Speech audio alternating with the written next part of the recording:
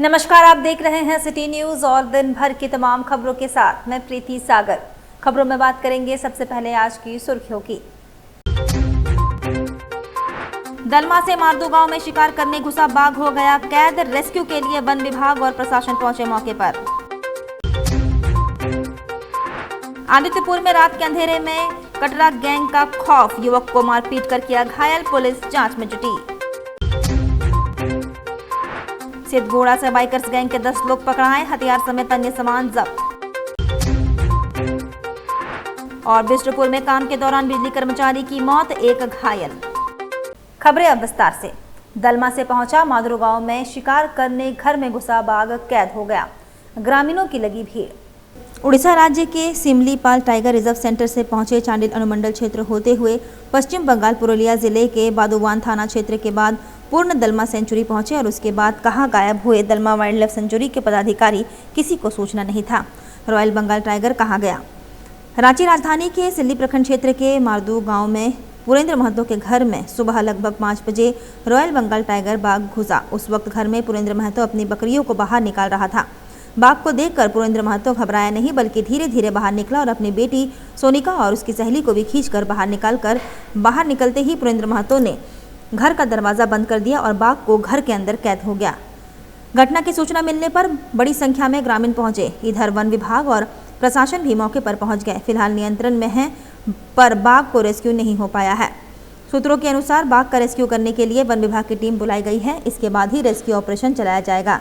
चांडिल के दलमा सेंचुरी में कुछ माह तक रहकर दलमा बूढ़ा बाबा गौ आश्रम के कोई बैल का शिकार भी हुआ। उसके बाद एकाएक टाइगर गायब हो गया। विभाग के लोग बताते हैं कि ये बाघ उड़ीसा राज्य के टाइगर रिजर्व सेंटर सिमलीपाल से आए हैं और ये भी कहा गया है कि ये tiger Palamu tiger reserve centre पहुंचाए थे। यह वाइल्ड लाइफ टाइगर अब तक किसी मनुष्य पर आक्रमण नहीं किया है, परंतु घरेलू पालतू जानवर शिकार अवश्य किया है। रेस्क्यू टीम प्रयास में जुटी है। कितना बजे घटना है कि तोर यहाँ इटा 4:30 बजे तो किना करे ले समय তখন আমি কিছু ইহাটা শুনে হলো বাণীতে মোবাইলে তারপরে ছাগির বাড়াও করলেন সবাইকে সবাই ছাগির বাড়াও গেছি না তখন খলিক না বাড়াও গেছি এসেই খোল্লাই ছড়া দিয়ে এসেই এখন জম্পিং মারিকে ঢুকি দিলা তখন আমরা দৌড়াই গেলি, তখন ভিতর ঢুকি গেলি ভিতরে রুম আর লাগাই দিলি ছবাটি করে। তারপরে দিও ছড়া দম দৌড়াই লাগলা, দম কাঁপে লাগলা, গুল করে লাগলাম। গুল না করা সাইলেন্ট রহা। তারপরে ফোন করলিও, অমিতকে ফোন করলিও, মসির বেটা থাকে। তখন ওই হলে ফরেস্ট একটা ফোন করলাম। তখন আমার 1 ঘন্টা 5:30 বাজে গেল। তখন যখন ভিতর ঢুকল তখন আমরা একদম মানে আর কোনো চারাই নি রইল। তখন ছয়াগিলকে দরজাটা ঠেলি রাখা হয়, সেইটাই বাড়াই দিলেন। ছয়াগিল বাড়াল বাদে মই বাড়ালো और छिटकिनी दे देंगे। क्या नाम है लो? नाम पुरंदर महतो। इधर रात के अंधेरे में यदि आप कहीं जा रहे हैं तो आप भी हो जाएं सावधान। क्षेत्र में कटरा गैंग का खौफ, युवक को मारपीट कर किया घायल, हमलावर फरार, पुलिस जांच में जुटी। रात के अंधेरे में यदि आप कहीं जा रहे हैं तो आप भी हो जाएं सावधान, क्योंकि सरायकेला खरसवार जिले के आदित्यपुर थाना क्षेत्र अंतर्गत लाल बिल्डिंग के समीप ऐसा ही मामला सामने आया है। गम्हरिया निवासी सूरज चौधरी नामक युवक के साथ मारपीट की घटना को अंजाम दिया और छिनतई भी की गई।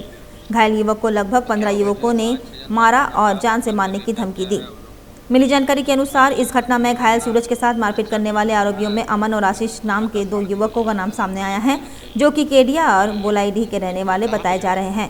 वहीं घायल युवक ने बताया कि बुधवार रात करीब 9:30 बजे अपने घर जा रहा था। उसी दौरान केडिया और बोलाईडीह के रहने वाले युवकों ने उसे रोक लिया और मारपीट शुरू कर दी, जहां आरोपियों ने सूरज को धारदार हथियार से वार कर युवक के साथ मारपीट भी की, जिससे वह गंभीर रूप से घायल हो गया। इसके बाद आरोपियों ने सूरज को जान से मारने की धमकी देकर मौके से फरार हो गए। घायल युवक ने इसकी सूचना आदित्यपुर पुलिस को दी, जहां पुलिस ने मामला दर्ज कर जांच शुरू कर दिया है। पुलिस ने बताया कि आरोपियों की गिरफ्तारी के लिए छापेमारी कर रही है। 2 नामजद आरोपियों सहित अन्य के खिलाफ मुकदमा दर्ज किया गया है। पुलिस इस मामले में आगे की कार्रवाई कर रही है और आरोपियों को पकड़ने के लिए प्रयास कर रही है। बता दें, इस तरह की घटनाओं से निपटने के लिए पुलिस की सक्रियता और नागरिकों की जागरूकता दोनों महत्वपूर्ण है। क्या हुआ भाई तुम्हारे साथ? 5-6 जन तक को नकाश समन करके क्या क्या है वो लोग बहुत मारा। देखिए पता नहीं वो लोग ना शायद चाकू को से मारा भी है, पूरा माथा फाड़ दिया पूरा इतना लंबा। देखिए यहाँ पे, और ये देखिए खून देखिए। कहाँ पे झगड़ा हुआ है? ये लाल बिल्डिंग में हम सर घर जा रहे थे, ये लोग मेरे बोलता है गाली उली दिया मेरे को, तुम कौन है भाई, ऐसे बोल के मारने उन्हें लग गया। सर हम अकेले थे, कोई था नहीं, दोस्त लोगों को बुलाए, वहाँ गिर गए थे सर हम, बता दो। अभी हमको नहीं समझ में आ रहा सर, चक्कर आ रहा है हमको। झगड़ा का कारण?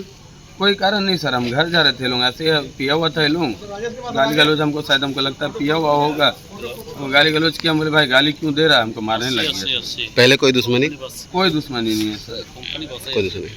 उधर सिद्धगोड़ा से बाइकर्स गैंग के 10 लोग पकड़ाए, हथियार समेत अन्य सामान जब्त। जमशेदपुर के सिद्धगोड़ा समेत आसपास के क्षेत्र में उत्पात मचाने वाले बाइकर्स गैंग का भंडाफोड़ किया गया है।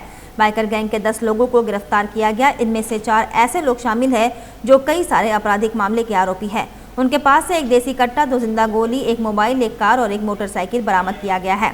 इन लोगों द्वारा कई इलाकों में रात के वक्त लूटपाट की घटना को भी अंजाम दिया गया और इंस्टाग्राम पर एक पेज बनाकर अपने कारस्तानियों को भी वायरल करते थे। स्मार्टी नाइट राइडर ग्रुप के सदस्य के तौर पर ये लोग मिलकर काम करते थे। इनकी बाइक के कारण लोगों की जान भी खतरे में पड़ती थी। रात भर ये लोग बाइक लेकर घूमते थे और उत्पात मचाते थे। सिद्धगोड़ा थाना पुलिस गुलाम रब्बानी खां के नेतृत्व में रात के वक्त की गई कार्रवाई के बाद ये गिरफ्तारियां की गई।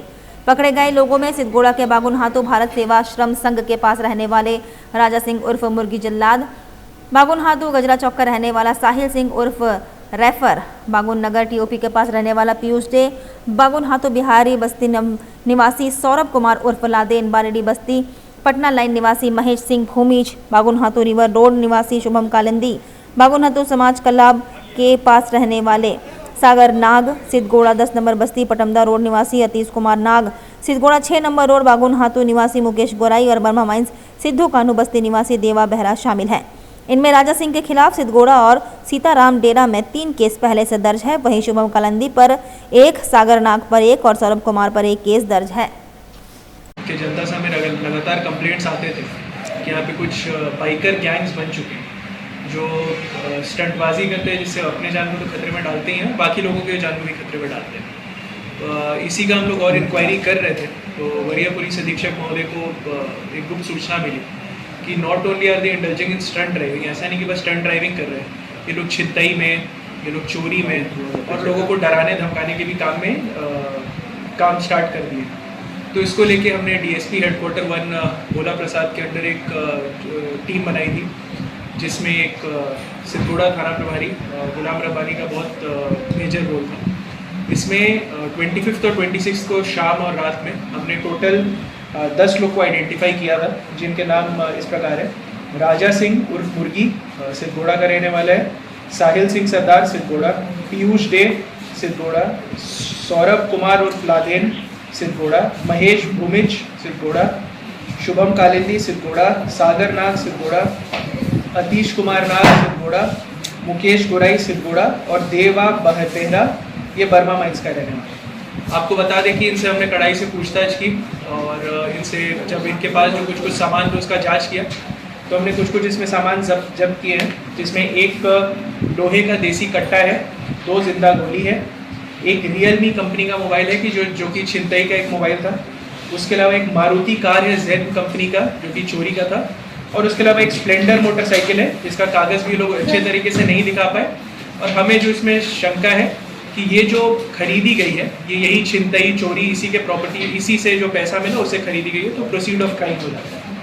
इसमें इनका आपराधिक इतिहास का तो जहाँ तक बात है तो इनमें से 4 का आपराधिक इतिहास है, इसमें मर्डर के भी मामले शामिल हैं और चोरी छिनतई इनके भी मामले शामिल हैं। तो हमारा आपके माध्यम से एक और ये अपील होगा कि stunt biking is a problem, of course safety का इशू होता है, बट वो एक प्रॉब्लम होता है, एक बड़ा इशू की तरफ पॉइंट करता है, क्योंकि भले शुरुआत स्टंट बाइकिंग से हो रहा है, वो आगे जाके उसमें छिनतई, लोगों को डराना धमकाना, एक्सटॉर्शन, उसमें इंडल्ज होने लगता है। और जमशेदपुर पुलिस इस पर हमेशा एक बहुत कड़ी रुख लेगी और इस पर जितना हद तक हो सकता है हम लोग कानूनी कार्रवाई करेंगे। पिस्टल किससे मिला सर?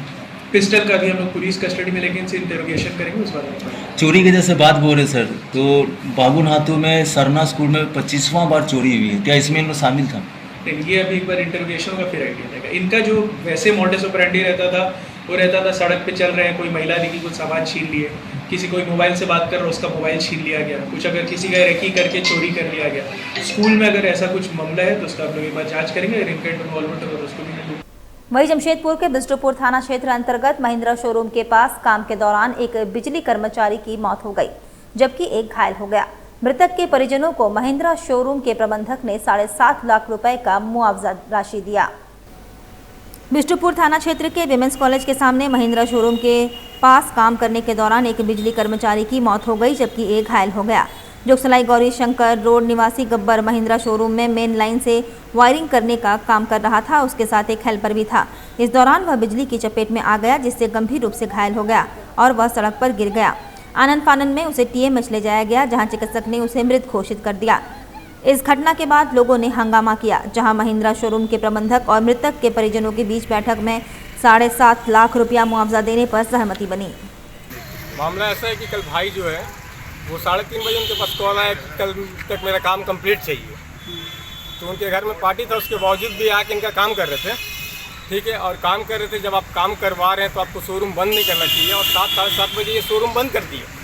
शोरूम बंद कर दिए, जो कि मेन स्विच जो था शोरूम के अंदर था। और 8:30 पौने 9 के बीच में इनको झटका लगा करंट का।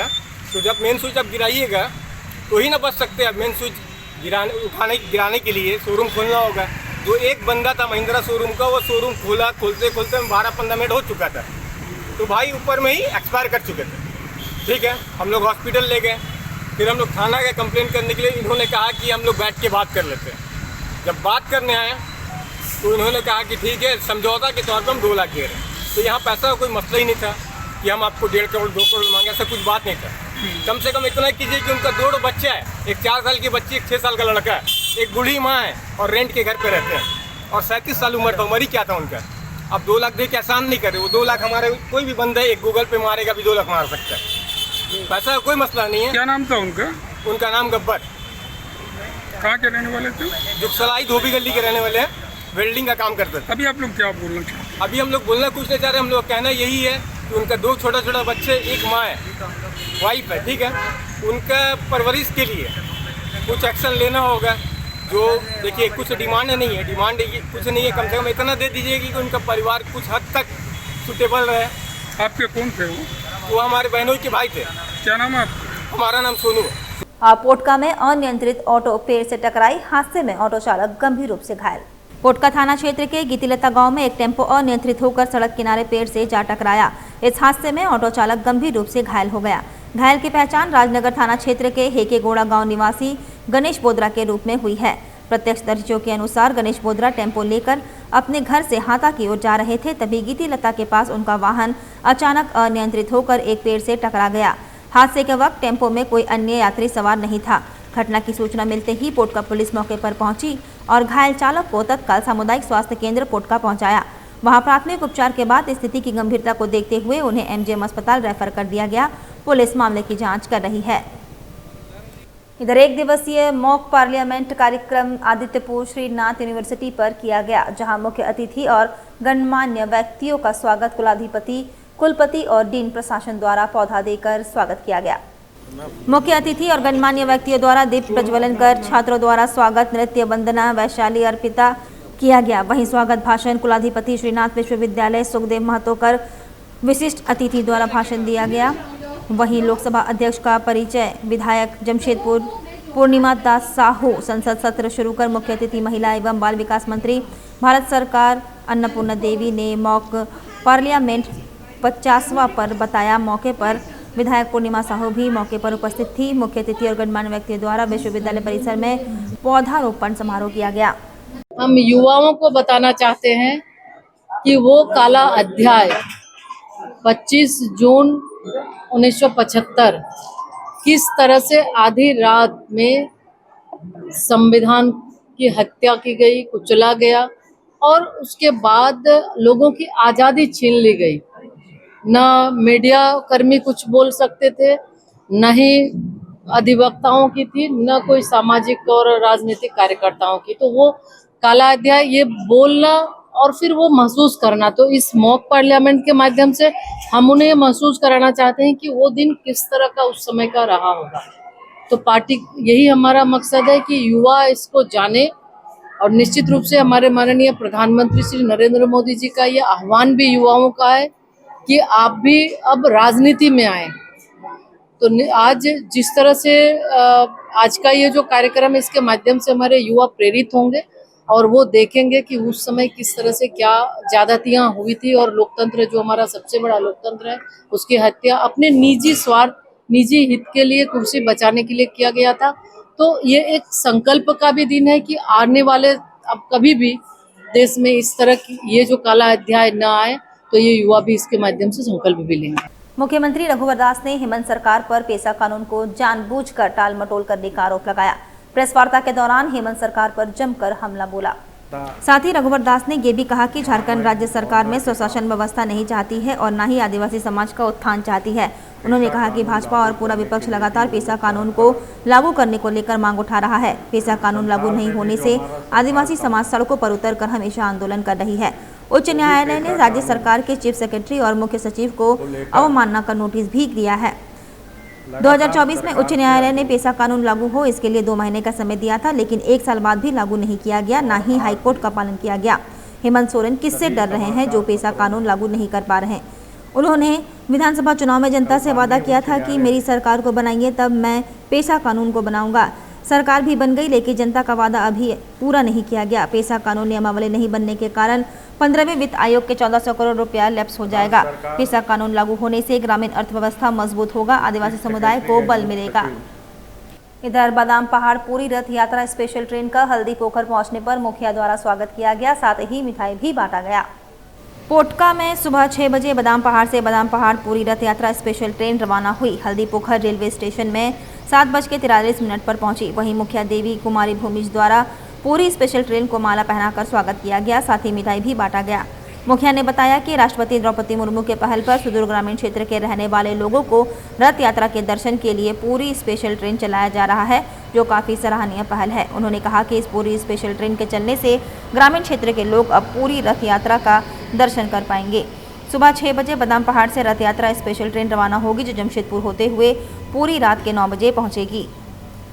कि हमारे देश के राष्ट्रपति महोदय के पहल से बादाम पहाड़ से लेकर डायरेक्ट पूरी जगन्नाथ महाप्रभु के द्वार तक का जो है रेल यात्रा शुरू की गई, जिसके तहत आज हल्दी पोखर सुदूरवर्ती ग्रामीण क्षेत्र में भी इसका स्टॉपेज दिया गया है, ताकि यहाँ के सुदूरवर्ती भी रेल यात्रा कर सके। करोड़ों रुपया की लागत से बनी मुख्य सड़क पहली बारिश में ही उखड़ने लगी। लोगों ने अनियमितता जताते हुए कार्रवाई की मांग की। बताया जा रहा है कि पोटका के रसून चौपा तिरिंग नेशनल हाईवे 220 झारखंड उड़ीसा मुख्य मार्ग में बनी करोड़ों रुपए के लागत से 4 किलोमीटर सड़क पहली बारिश में ही जगह जगह उखड़ने लगी है, जिससे स्थानीय लोगों में आक्रोश व्याप्त है। लोगों ने कहा कि हम लोगों को उम्मीद थी कि अच्छी सड़क बनेगी, लेकिन पहली बारिश में ही सड़क में जगह जगह गड्ढे हो गए हैं। यह सड़क 2 महीने पहले ही बना था। उचित जांच की मांग उपायुक्त और पथ निर्माण विभाग से करते हैं। लंबा लड़ाई हम लोग लड़े हैं, उसके बाद भी मतलब ये रोड जो है ये बढ़िया से बना नहीं है। काहे कि जो करोड़ों रुपए का रोड है NH 220, इसको बहुत दिन झेलने के बाद हम लोग सोचे कि बढ़िया से बनेगा रोड, लेकिन 2-3 महीना भी नहीं टिका है। पहला बारिश में पूरा गड्ढा हो गया है। उसके बाद हम लोग का मांग था कि जो ब्रेकर हो, ब्रेकर का भी मांग था, वो ब्रेकर भी नहीं मिला है।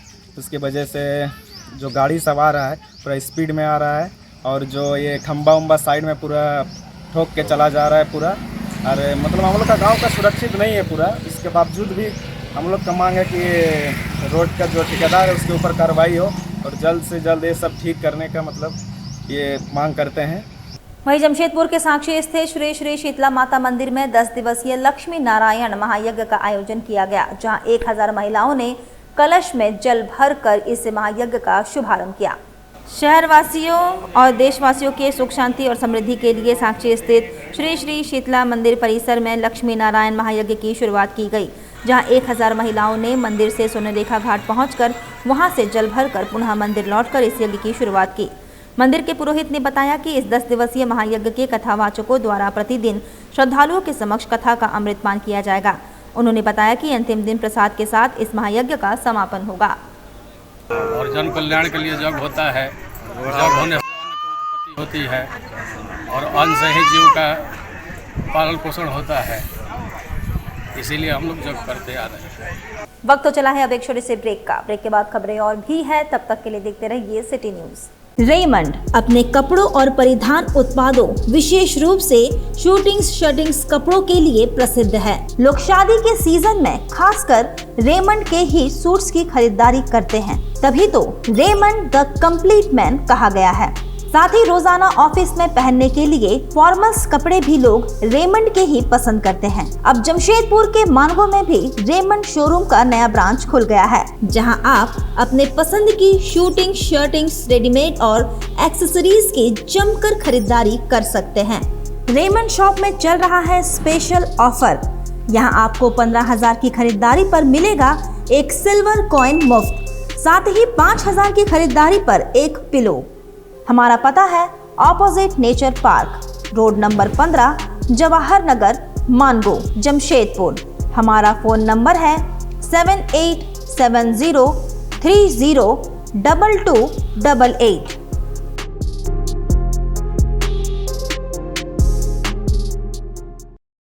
क्या आपका जीवन परेशानियों से घिरा है? क्या आपको किसी समस्या का समाधान नहीं मिल रहा है? क्या आप अपनी नौकरी से परेशान हैं? क्या घर में हमेशा पारिवारिक विवाद होता है? क्या आपके विवाह का योग नहीं बन रहा है? ऐसे कई समस्याओं का समाधान पाने के लिए एक बार अवश्य मिले एस्ट्रोलॉजर अभिषेक मिश्रा से।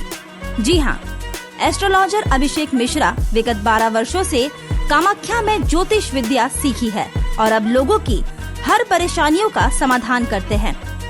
मैं Abhishek Mishra Kadma Bharatiya Vidyalaya Mandir, board number 4, farm area Kadma का रहने वाला हूँ। मैं 12 साल से कामाख्या में एस्ट्रोलॉजी सीखा हूँ।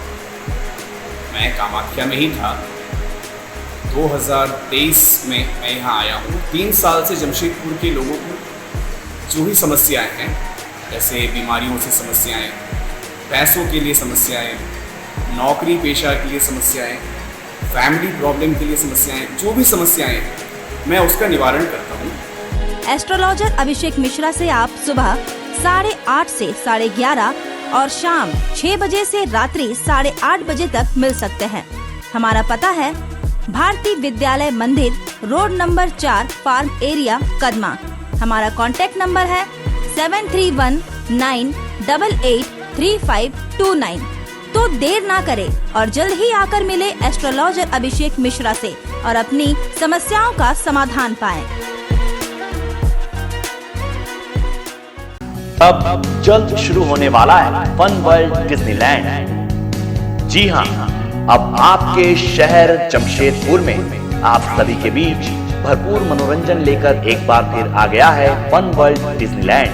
सबसे शानदार और पुराना फन वर्ल्ड डिज्नीलैंड इस बार फन वर्ल्ड डिज्नीलैंड करेगा मौज और मस्ती की बरसात। एंटरटेनमेंट का बादशाह डिज्नीलैंड लेकर आया है आपके शहर जमशेदपुर में थ्रिल, एक्साइटमेंट और एंटरटेनमेंट का सैलाब, यानी पूरा विदेशी मनोरंजन नगरी डिज्नीलैंड में सिमट कर आ गया है साक्षी आम बगान मैदान यानी जमशेदपुर में, जहां मनोरंजन, मस्ती और उसके साथ तरह तरह के राइड्स, अंतर्राष्ट्रीय झूले और खेल।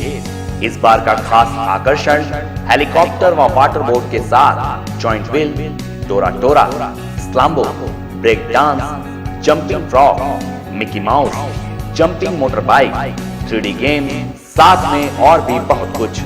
हैंडलूम और हैंडीक्राफ्ट के सैकड़ों आइटम्स के साथ जायकेदार लज्जेदार व्यंजनों का मजा भी आप यहाँ ले सकते हैं। तो ना करें देर, जल्द पहुंचे फन वर्ल्ड डिज्नीलैंड, साक्षी आम बगान मैदान, जमशेदपुर में शाम 4 बजे से रात 10 बजे तक। बेहुनर आदमी जिंदगी भर नौकरी की तलाश में भटकता है और हुनरमंद इंसान को नौकरी तलाश करती है।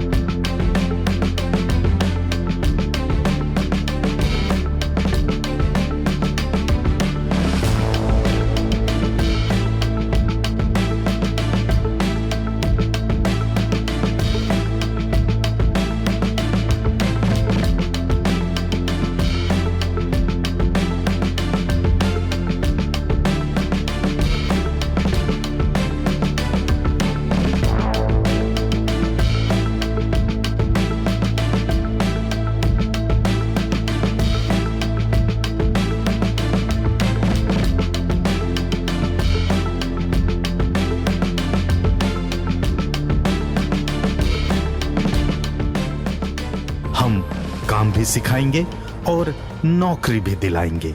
अधिक जानकारी के लिए संपर्क करें अंतर्राष्ट्रीय मान्यता प्राप्त Rabia technical institute and placements council approved by government of India और देखें हमारा वेबसाइट www.rabiainstitute.in।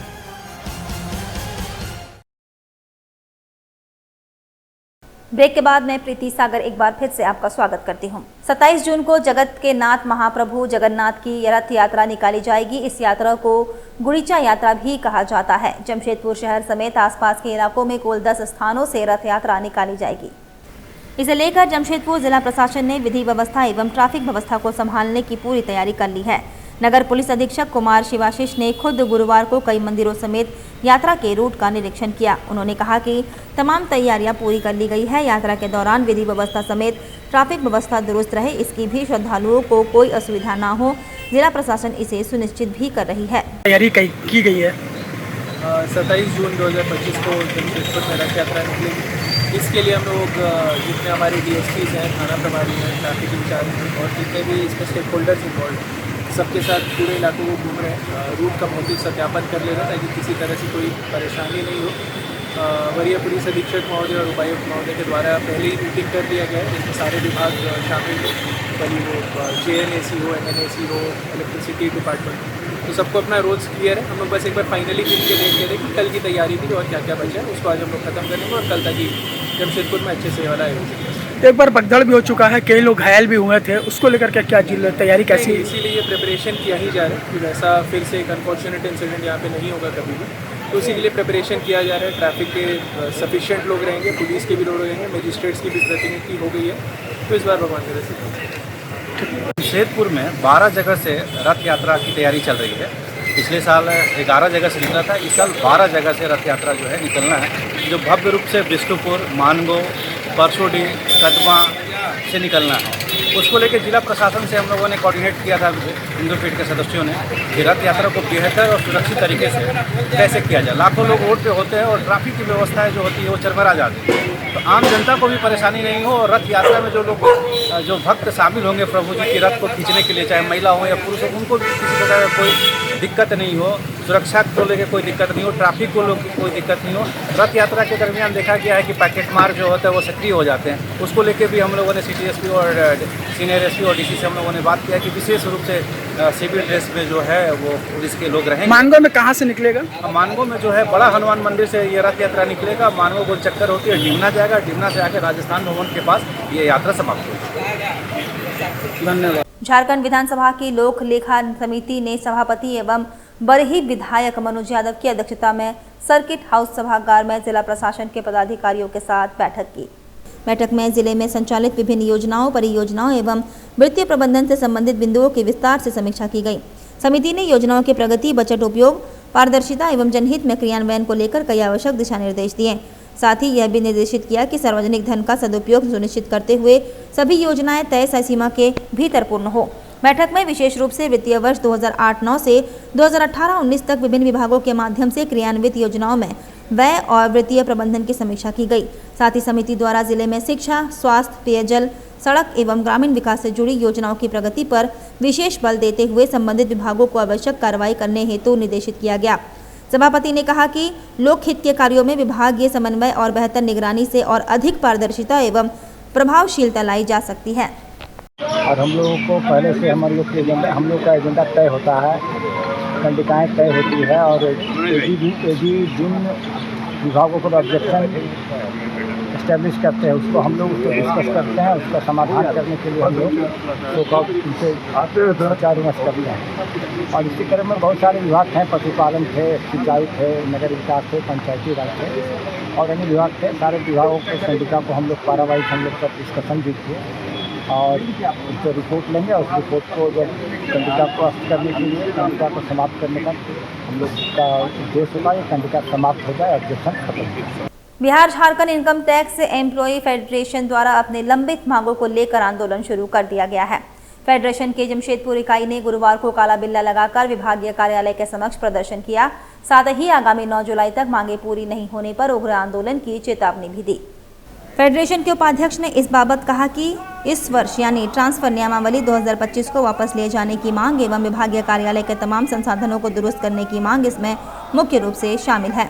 इन्होंने कहा कि पुराने ट्रांसफर नीति से महिलाओं समेत दिव्यांगजनों को अलग रखा गया था, लेकिन नई नियमावली के तहत उन्हें भी इस ट्रांसफर नीति में शामिल किया गया है, जो गलत है और इसका विरोध किया जा रहा है। साथ ही तमाम कार्यालयों में संसाधनों की भी घोर कमी है, जिसे दूर किया जाना चाहिए। उन्होंने कहा कि चरमबद्ध आंदोलन के तहत काला बिल्ला लगाना, हाफ एवं फुल डे वर्कआउट किया जाएगा और आगामी 9 जुलाई तक मांगे पूरी नहीं हुई तो बड़ा आंदोलन किया जाएगा। 2 मांगे हैं। पहली मांगे है, हमारा एनुअल ट्रांसफर गाइडलाइंस आया था 2025, जो हमारे कर्मचारी के हित में नहीं है। हम उसको रिटर्न लेने का मांग कर रहे हैं। और दूसरा, हमें जो बेसिक बुनियादी सुविधा मिलना चाहिए, इंफ्रास्ट्रक्चर, कंप्यूटर, बैठने के लिए जगह, ये भारी कमी है। हम इसको दुरुस्त करने की मांग कर रहे हैं। वहीं उपायुक्त ने घोड़ाबांधा प्रखंड के सबर टोला का निरीक्षण किया। विशेष रूप से संवेदनशील जनजातीय समुदायों के कल्याण के लिए संचालित योजनाओं के प्रभावी क्रियान्वयन पर बल दिया। उपायुक्त ने शतार्थी द्वारा घोड़ाबांधा प्रखंड अंतर्गत अर्जुन बेड़ा स्थित सबर टोला का निरीक्षण कर जन कल्याणकारी योजनाओं के क्रियान्वयन की जमीनी स्थिति की समीक्षा की गई। साथ ही स्थानीय लोगों ने संवाद कर उनकी समस्याओं और आवश्यकताओं की जानकारी दी। निरीक्षण के दौरान उपायुक्त ने ग्रामीणों से बातचीत कर ये जाना कि उन्हें राशन, आवास, वृद्धा पेंशन, उज्ज्वला योजना, पीने का पानी, स्वास्थ्य सेवाएं, विद्युत आपूर्ति, शौचालय निर्माण, मनरेगा आदि योजनाओं का लाभ मिल पा रहा है या नहीं। उन्होंने निर्देश दिया कि जिन लाभुकों को अब तक योजनाओं से नहीं जोड़ा गया है, उन्हें त्वरित चिन्हित कर लाभान्वित किया जाए। उपायुक्त ने सबर परिवारों के सामाजिक आर्थिक सशक्तिकरण पर विशेष जोर देते हुए प्रखंड के पदाधिकारियों को निर्देशित किया कि सभी सेवाएं एवं योजनाएं प्राथमिकता के आधार पर इन तक पहुंचे, यह सुनिश्चित करें। निरीक्षण के दौरान उपायुक्त ने अर्जुन बेड़ा स्थित प्राथमिक विद्यालय एवं आश्रम विद्यालय का भी जायजा लिया। उन्होंने विद्यालय परिसर की साफ सफाई, बच्चों की उपस्थिति, पाठ्य पुस्तकों की उपलब्धता, शिक्षकों की उपस्थिति, मिड डे मील की व्यवस्था, शैक्षणिक सामग्री तथा छात्रों की पढ़ाई की स्थिति की गहन जांच की। उन्होंने शिक्षकों को बच्चों की शिक्षा में गुणवत्ता सुधार लाने, नियमित शिक्षण कार्य सुनिश्चित करने तथा बच्चों में सीखने की उत्सुकता को बढ़ावा देने के लिए प्रेरक गतिविधियों के आयोजन का निर्देश दिए। आश्रम विद्यालय में रहने वाले छात्रों की खान पान, सुरक्षा और शिक्षा की समुचित व्यवस्था पर विशेष निगरानी रखने का भी निर्देश दिया गया। और बिजली विभाग की लापरवाही एक बार फिर देखने को मिली। एक बार फिर एक गाय ट्रांसफार्मर के करंट के संपर्क में आने से मर गई। मामला कपाली नगर परिषद अंतर्गत मिन्नत दुकान के सामने की है। गाय की मालकिन द्वारा बताया गया कि इस गाय के दूध बेचकर वह घर चलाती है। बिजली विभाग से मुआवजे की मांग की जा रही है, क्योंकि यह गलती बिजली विभाग की है। अगर इस चपेट में कोई इंसान आ जाता तो क्या होता। बिजली विभाग महिला को मुआवजा जरूर दे ताकि उसकी कुछ मदद हो सके। उसी में हम खर्चा चलाते थे। दुधारू जानवर था। बच्चा था गाय का? बच्चा था पेट में, उसी में हम चलाते थे। मेरा घर भी नहीं है। कितना कीमत होगा उसका? कीमत होगा 50-60 हजार। तो कैसे हुआ मौत? अभी आया चरने के लिए, खाने घुसा था। खंबा में करंट आ रहा था? हाँ, उसमें करंट बहुत दिन से ही आ रहा है, मगर नहीं सुना, कोई बनाया ही नहीं। अगर कोई बच्चा ही चल जाता तो क्या होता। बिजली डिपार्टमेंट से बात नहीं हुआ। आप अपना नाम बता दीजिए। हमारा नाम है कमलन खातून। चलते चलते एक बार फिर से नजर डालेंगे अब तक की सुर्खियों पर। दलमा से मारदू गांव में शिकार करने घुसा बाघ हो गया कैद। रेस्क्यू के लिए वन विभाग और प्रशासन पहुंचे मौके पर। आदित्यपुर में रात के अंधेरे में कटरा गैंग का खौफ, युवक को मारपीट कर किया घायल, पुलिस जांच में जुटी। सिद्धगोड़ा से बाइकर्स गैंग के 10 लोग पकड़ाए, हथियार समेत अन्य सामान जब्त।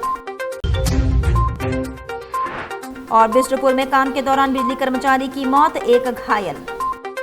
और अभी के लिए बस इतना ही। कल फिर मिलेंगे कुछ अन्य खबरों के साथ। तब तक के लिए दीजिए सिटी न्यूज की पूरी टीम को इजाजत। नमस्कार।